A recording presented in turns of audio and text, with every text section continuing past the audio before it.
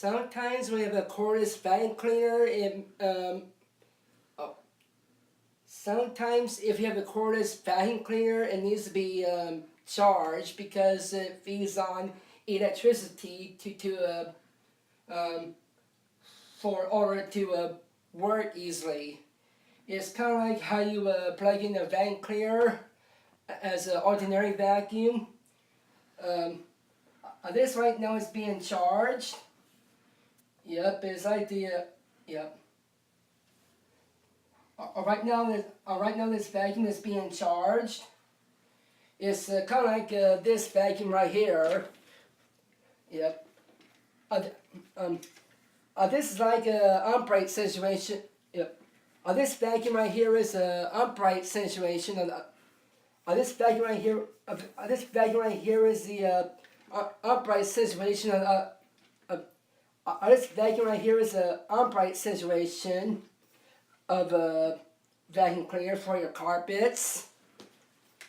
Yep.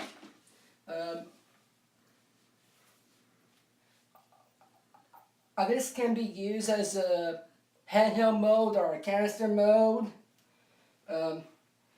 After it's after your vacuums are completely charged, after your